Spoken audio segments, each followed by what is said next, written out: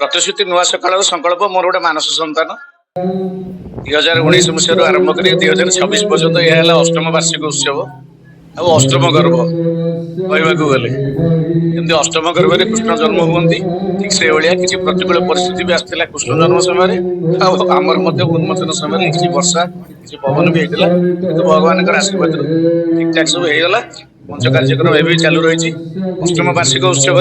समस्त को साधुवाद जनाऊँ जो मैंने कार्यकर्ता सदस्य अच्छा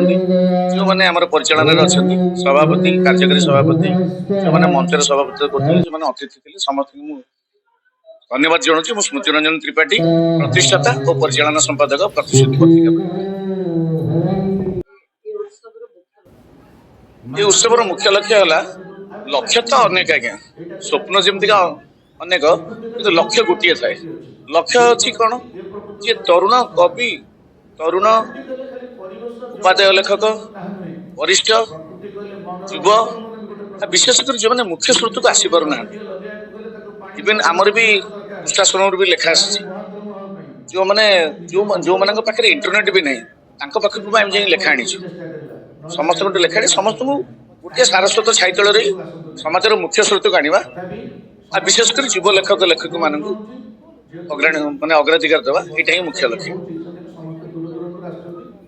आज आपण मत निजे देखुवे प्राय 60 ରୁ 70 कवि बर्तमान कविता पाठ कर संवर्धित होती बहुत कवि लेखक आम जो संवर्धित जो मान कला साहित्य संस्कृति समाज सेवा सांबादिकता ये विशेषत्व आम समस्त संवर्धित कर कोण अनुकूल ओडिशा बाहर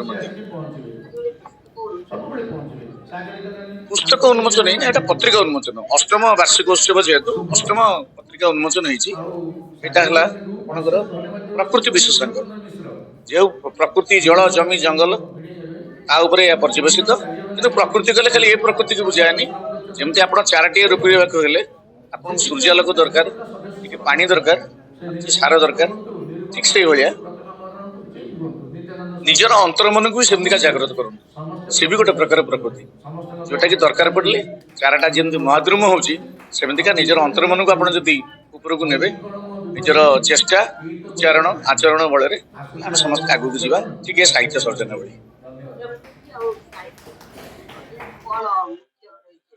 प्रकृति साहित्य आरंभ रही श्री जगन्नाथ तथ्य अच्छी प्रकृति और साहित्य आप जेकोसी अति बड़ी जगन्नाथ दास सारला दास लेखा आप पढ़ु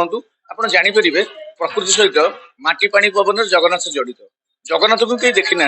अंतर मन जगन्नाथ था जमीक आ कि समय पूर्व आपको कहती निजर अंतर मन को सब जागृत करूँ माटी पानी पवन आपण पाखे अच्छे आप चारा रोपी पारे महाद्रम करें से आपंकर प्रशंसनीय पदक्षेप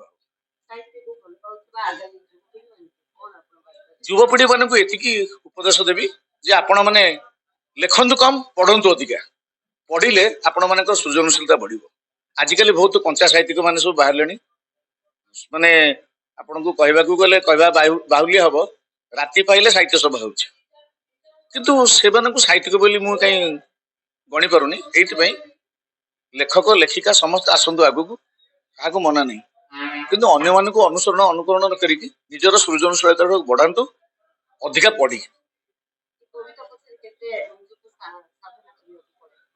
कविता पचर साधना करने पटे कविता पचर किसी साधना था it's a flow of writing जोटा कहते इंस्टेंट राइटिंग नो इटा फ्लो ऑफ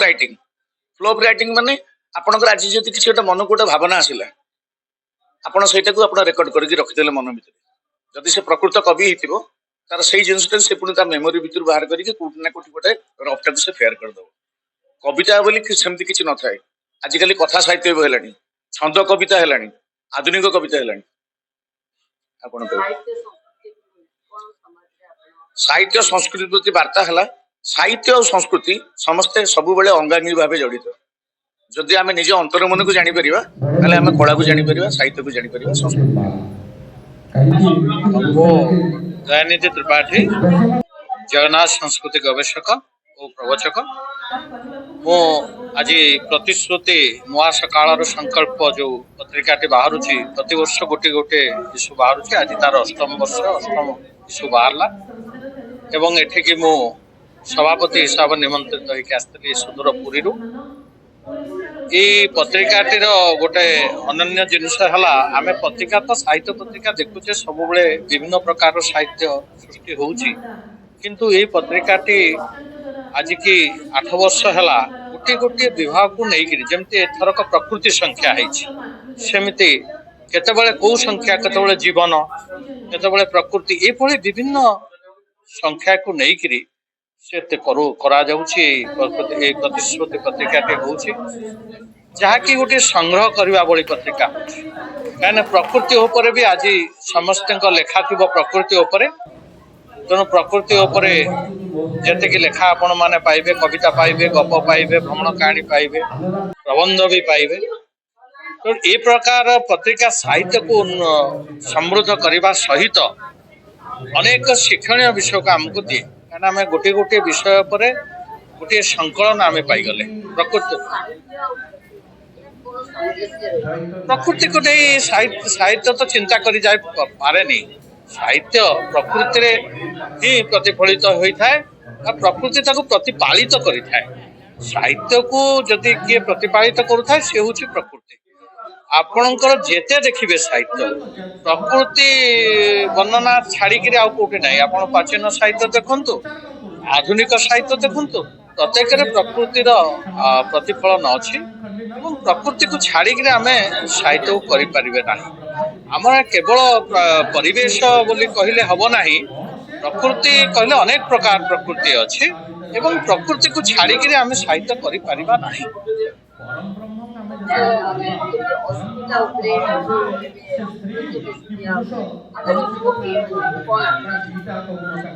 ଆପଣ ମାନେ ଜାଣିଥିବେ ଭଲରେ ଜାଣିଥିବେ ଆପଣ ଜଣେ ସାମ୍ବାଦିକ ତେଣୁ ଏବେ ଚାଲିଛି ଓଡ଼ିଆ ପକ୍ଷ ଆମେ 1ରୁ ଓଡ଼ିଆ ପକ୍ଷ ପାଳନ କରୁଛୁ ଓଡ଼ିଆ ପକ୍ଷ ପାଳନ କରିବାର ଉଦ୍ଦେଶ୍ୟ ହେଲା ଆମେ ଓଡ଼ିଆ ଅସ୍ମିତାକୁ ରକ୍ଷା କରୁ ଅସ୍ମିତା ଶବ୍ଦର ପ୍ରକୃତ ଅର୍ଥ ହେଲା ଆମ ନିଜର ମର୍ଯ୍ୟାଦା ଆମେ ରକ୍ଷା ଆମର ଓଡ଼ିଆ ଭାଷାକୁ ଆମେ ସମୃଦ୍ଧ କରିବା ଓଡ଼ିଆ ଭାଷାକୁ ଆମେ ଜଗିଲେ ଆମେ ନିଜେ ହିଁ ସମୃଦ୍ଧ ହବା ତେଣୁ ୟାକୁ ହିଁ କହନ୍ତି ଅସ୍ମିତା ଅସ୍ମିତା ଗୋଟେ ଅନ୍ୟ କିଛି ନୁହେଁ ଏଇଟା ହଉଛି ନିଜର ଗର୍ବ ନିଜର ପରିଚୟ ନିଜର ପଦମର୍ଯ୍ୟାଦା ବୋଲି ଆମେ ଭାବିବା ଆମର ଓଡ଼ିଆ ଭାଷା ହିଁ ଏଇ ଜଗତରେ ଗୋଟିଏ ସ୍ୱତନ୍ତ୍ର ଭାଷା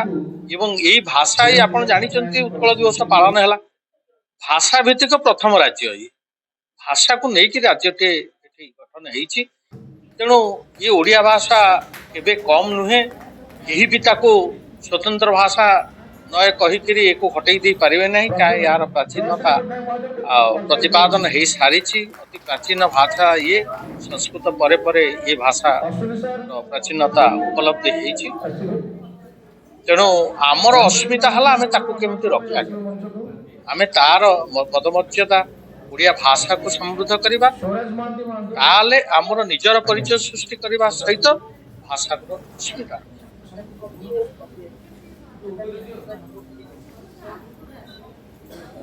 କବିକୁ ତ କହନ୍ତି ଦ୍ୱିତୀୟ ସ୍ରଷ୍ଟା ବୋଲି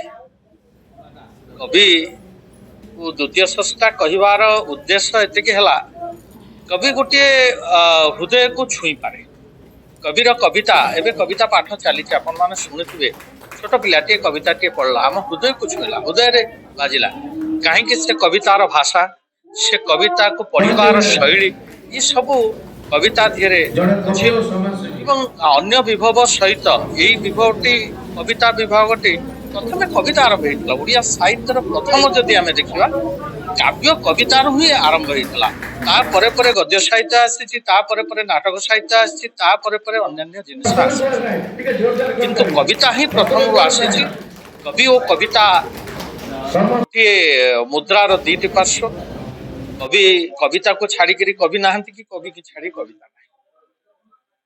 ଆଜି ଅଷ୍ଟମ ବାର୍ଷିକ ଉତ୍ସବ କାର୍ଯ୍ୟକ୍ରମ ଏବଂ ତାଙ୍କର ସୁନ୍ଦର ପତ୍ରିକାଟି ଉନ୍ମୋଚନ ହେଇଛି କବିତା ପାଠ ଉତ୍ସବ ହୋଇଛି ଏବଂ ଅନେକ ସାହିତ୍ୟିକ ଗାଳ୍ପିକ ଆଉ ଯେଉଁମାନେ ଦର୍ଶନାର୍ଥୀ ଅଛନ୍ତି ତାକୁ ମଧ୍ୟ ଆଜି ସମ୍ବର୍ଦ୍ଧିତ କରାଯାଇଛି ଇଏ ଗୋଟେ ଅନୁଷ୍ଠାନ ଏମିତି ଯେ ଆମର ପରମ୍ପରା ସଂସ୍କୃତି ସାହିତ୍ୟ ରଚନାମାନଙ୍କୁ ଆଣିକି ଆମେ ମଧ୍ୟ ଏ ଅନୁଷ୍ଠାନ ଉତ୍ତର ଭାବେ ସମସ୍ତ ସାହିତ୍ୟିକ କବିତାକୁ ଭଲ ପାଇବା ଏହିସବୁ ରଚିତାମାନଙ୍କୁ ମଧ୍ୟ ଆଣିକି ବର୍ତ୍ତମାନ ଅନୁଷ୍ଠାନ ସ୍ମୃତି ବିଭାଗକୁ ଏ କାର୍ଯ୍ୟକ୍ରମ କରୁଛନ୍ତି आशा करेंगे कार्यक्रम आज 8 वर्ष 10 वर्ष 20 वर्ष 50 वर्ष 100 वर्ष ଯାଜପୁରରୁ ଆସିଛି ଆଉ ପ୍ରତିଶ୍ରୁତିର ଅଷ୍ଟମ ସଂସ୍କରଣରେ ମୋତେ ସ୍ମୃତି ଭାଇ ନିମନ୍ତ୍ରଣ କରିଥିବାରୁ ମୁଁ ତାଙ୍କୁ ଅଶେଷ ଧନ୍ୟବାଦ ଦେବି। ଆଉ ଏଠି ଆସିକି ଗୋଟେ ଭଲ ଜିନିଷ ଅନୁଭୂତି ହେଲା। ଅନୁଭୂତିରେ ଏଇଆ ଆମେ ଦେଖିଲୁ କି ସବୁ ସଭା ସମିତିରେ ନର୍ମାଲି ଗୋଟେ ସଭା ସମିତି ହୁଏ, କିଛି ଆଲୋଚନା ଚକ୍ର ଆଉ ଗୋଟେ ବିଷୟ ଉପରେ ଆଲୋଚନା କରାଯାଏ, କିନ୍ତୁ ଏଠି ଗୋଟେ ଭଲ ଜିନିଷ ଆମେ ଦେଖିଲୁ ସମସ୍ତଙ୍କୁ ଗୋଟେ ସମାନ ସୁଯୋଗ ମିଳୁଛି। ଯେଉଁମାନେ ରହିଯାଇଛନ୍ତି, ଯେଉଁମାନେ ସମାଜର ଗୋଟେ ସ୍ରୋତକୁ ଆସିପାରୁନାହାନ୍ତି, ସେମାନଙ୍କୁ ଗୋଟେ ସୁଯୋଗ ମିଳୁଛି। ତା ସହିତ ଖାଲି ପ୍ରତ୍ୟେକ ଜିନିଷ ଆଜି ଗୋଟେ ପରିବେଶ ସହିତ ସାହିତ୍ୟର ଗୋଟେ ମାନେ ମିଳନ, ଗୋଟେ ମହାସଙ୍ଗମ ଗୋଟେ ଆମେ ଦେଖିବାକୁ ମିଳିଲା। ସେଠି ମହାସଙ୍ଗମ ଏଥିପାଇଁ କହୁଛି ପ୍ରତ୍ୟେକ ଜିନିଷ ପ୍ରକୃତିରୁ ଜାତ, ମାନେ ପ୍ରକୃତି ମାରୁ ଆମେ ଆସିଛୁ। ଆଉ ଏଠି ଗୋଟେ ଭଲ ଗୋଟେ ସ୍ଲୋଗାନ କହିବାକୁ ଗଲେ ଆମେ ପରିବେଶ ବା ପ୍ରକୃତି ମା ଆମକୁ ଯେମିତି ନିଃସ୍ୱାର୍ଥପର ଭାବରେ ପାଣି ପବନ ଦେଇ ଚାଲିଛି, ତୁମେ ବି ସମାଜକୁ କିଛି ଦିଅ। ସବୁବେଳେ ସ୍ୱାର୍ଥପରତା ହୁଅନି। କେତେବେଳେ ସବୁବେଳେ ଆମେ ଗୋଟେ ଯେଉଁ ମୁଖଡ଼ା ଲେଖା ଚେହେରା ନେଇକି ସବୁବେଳେ ଗୋଟେ ବୁଲୁଛେ, ନିଜର ନିଜତ୍ୱ ସହିତ ପରିଚିତ ହେବା ପାଇଁ ଆମେ ଏଠି ଆସିଛୁ। ଆମେ କହୁନି ଯେ ଆମେ ସମାଜ ଆଗରେ ପରିଚିତ ହେଉ, ଲୋକମାନେ ଅନ୍ୟ ଜାଗାରେ ପରିଚିତ ହେବେ, ନିଜ ଆଗରେ ପରିଚିତ ହେବେ। ତେଣୁ ନିଜକୁ ସେତିକି ସଫାସୁତୁରା ରଖିବା, ମନକୁ ସେତିକି କ୍ଲିନ୍ ରଖିବା। କାଗଜ କଲମର ମିଳନ ହେବା ପୂର୍ବରୁ ସେଇଟା ଚିନ୍ତନରେ ଆସେ। ତେଣୁ ଚିନ୍ତନଟା ସମାଜ ପାଇଁ, ପରିବେଶ ପାଇଁ କେମିତି ଗୋଟେ ସଫଳଦାୟକ ପଦକ୍ଷେପ ଆଗକୁ ନିଆ ହେବ ଚିନ୍ତନ ଦ୍ୱାରା, ତା ଗୋଟେ ଆମେ ଗୋଟେ ଭଲ ଆଲୋଚନା ଚକ୍ରରୁ ଆମେ ଗୋଟେ ଅନୁଭବ ଆଉ ଅନୁଭୂତି ଆମେ ପାଇଲୁ ଏଠି। ଆଉ ଆପଣ ଆଜି ପୁରସ୍କୃତ ହୋଇ କେତେ ନିଜକୁ ଆନନ୍ଦିତ ମନେ କରୁଛନ୍ତି? ପୁରସ୍କାର ହେବା ଏଇଟା ଗୋଟେ ବଡ଼ ଆନନ୍ଦ ଓ ଗର୍ବର କଥା ଯେତିକି ନୁହେଁ, ମୋତେ ଲାଗେ ପୁରସ୍କାରଟା ଆମେ ସବୁବେଳେ ହୋଇଥାଉ। ଯଦି ପରିବେଶ ଆମକୁ ସ୍ୱତନ୍ତ୍ର ଭାବରେ ପ୍ରତ୍ୟେକ ଜିନିଷ ନିଃସ୍ୱାର୍ଥପର ଭାବରେ ଦେଇ ଚାଲିଛି, ତାକୁ କିଏ ପୁରସ୍କାର ଦେଉନାହାନ୍ତି, ତାଙ୍କ ପାଇଁ ଆମେ ପୁରସ୍କୃତ ହେବୁ। ଆମେ ସେ ଭଗବାନ ପାଖରେ ସେତିକି ଧନ୍ୟବାଦ ଆମେ ଦେଉଛୁ କି ଆମକୁ କିଛି ଲୋକ ଡାକିକି ଆଜି ପୁରସ୍କାର କରୁଛନ୍ତି, କିନ୍ତୁ ପରିବେଶ ପାଇଁ ଦୁଇ ପଦ ଆମେ କହିପାରୁଛୁ, ସେଥିପାଇଁ ଆମେ ଗର୍ବ ଅନୁଭବ କରୁଛୁ। ପୁରସ୍କାର ପାଇବା, ଟ୍ରଫି ପାଇବା ସେଇଟା ସମାଜର ଗୋଟେ ଛୋଟ ଜିନିଷଟା, କିନ୍ତୁ ମୋତେ ଏହା ଲାଗେ କି ସମସ୍ତେ ପୁରସ୍କୃତ ଯେଉଁ ଜିନିଷ ପାଇଁ ପାଉଛନ୍ତି, ସେଇ ଜିନିଷ ପାଇଁ ଭାବନାରେ ଆସିବା ଦରକାର କି ମୁଁ କ'ଣ ପାଇଁ ପୁରସ୍କାର ପାଇଲି, ଆଉ ସେଇ ଜିନିଷଟା ପାଇଁ ସମାଜରେ ମୋ ଦ୍ୱାରା ଆଉ 5 ଲୋକ ଉପକୃତ ହେବେ କି ନାହିଁ, ମୋ ଭାବନାରେ ଆଉ 5 ଜଣଙ୍କର ମଙ୍ଗଳ ହେବ କି ନାହିଁ। ତେଣୁ ଗୋଟେ ମଙ୍ଗଳ କାମନା ପାଇଁ ସେମିତି ବହୁତ ଲୋକ, ଚୋରଙ୍କ ମନରେ କ'ଣ ଅଲଗା ଚିନ୍ତାଧାରା ନାହିଁ କି, ସେମାନେ ଅଲଗା ଜିନିଷ କରିପାରିବେ, କିନ୍ତୁ ଯେଉଁଟା ସମାଜ ପାଇଁ, ପରିବେଶ ପାଇଁ, ଆଉ ଯେଉଁ ଭାଷା ପାଇଁ ଆଉ ସଂସ୍କୃତି ପାଇଁ ଯେଉଁଟା ଉପଯୋଗୀ, ସେଇ ଜିନିଷଟା ସମସ୍ତଙ୍କ ମାନସପଟରେ ଆସିବା ଦରକାର, ଚିନ୍ତନରେ ଆସିବା ଦରକାର, ଭାବନାରେ ଆସିବା ଦରକାର। ଜୟ ଜଗନ୍ନାଥ। ଏତିକି କହୁଛି, ଧନ୍ୟବାଦ।